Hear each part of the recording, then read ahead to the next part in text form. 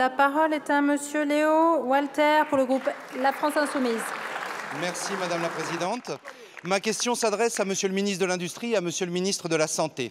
Messieurs, vous déclariez le 3 février dernier dans un communiqué commun que, je cite, « la mobilisation du gouvernement est totale pour préserver l'accès des Français aux médicaments sur l'ensemble du territoire ». Mais le 13 avril, la direction de Sanofi annonçait la suppression de 135 postes dans 2 de ses usines françaises, 70 à Aramon dans le Gard et 65 à Sisteron dans ma circonscription des Alpes de Haute-Provence, soit plus de 10% des effectifs. Sur ce même site de Sisteron, un bâtiment de production devrait être tout bonnement rasé. Ces décisions font suite aux 265 suppressions de postes sur le site de production de vaccins de Marcy-l'Étoile et s'inscrivent dans une stratégie de long terme de Sanofi, le démantèlement de sa filière de principes actifs. Cette stratégie prévoit d'ici 2025 la vente et donc l'abandon de la production de 400 molécules jugées trop peu rentables. La rentabilité pour Sanofi, ce n'est pas l'intérêt des patients, c'est la garantie de faire plus de 30% de marge, sinon on vend. Or, ces 15 dernières années, Sanofi a touché plus d'1,5 milliard d'argent public, sous forme de CICE ou de crédit d'impôt recherche. Dans le même temps, l'entreprise supprimait pourtant 7 700 postes, dont près de 50% des postes de chercheurs, fermait 16 sites en France et versait plus de 30 milliards de dividendes à ses actionnaires. Mes questions sont donc les suivantes.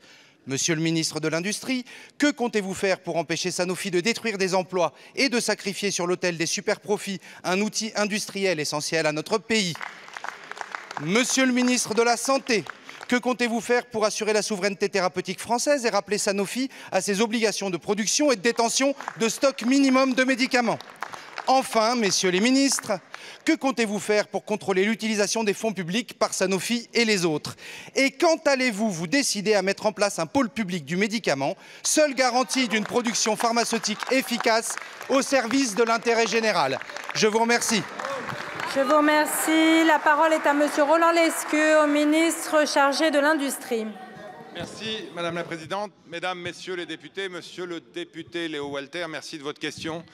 Ou merci de vos slogans, merci de vos incantations, merci de votre volonté comme toujours. De tout nationaliser.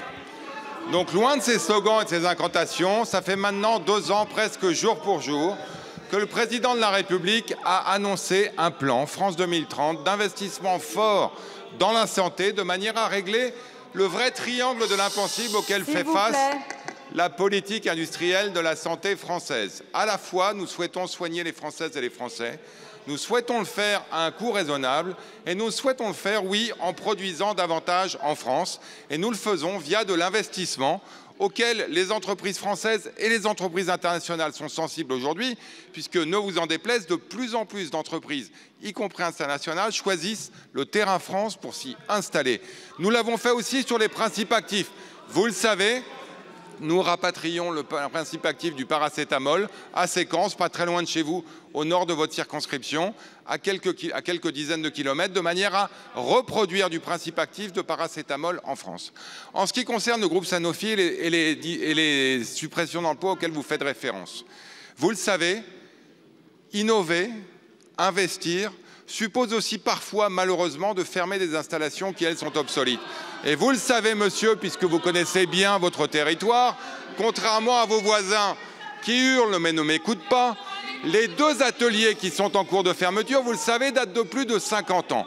Vous le savez aussi, monsieur le député, les 135 emplois qui, malheureusement, doivent être supprimés, le seront sur la base de départ volontaire, le seront sur la base de reclassement. Et avec mon collègue en charge du plein emploi et de l'insertion, nous assurons que Sanofi remplit les engagements auxquels ils se sont faits. Et enfin, avec mon collègue de la Santé, nous mettons tout en œuvre pour assurer que la souveraineté sanitaire sera assurée. Merci, Monsieur le ministre.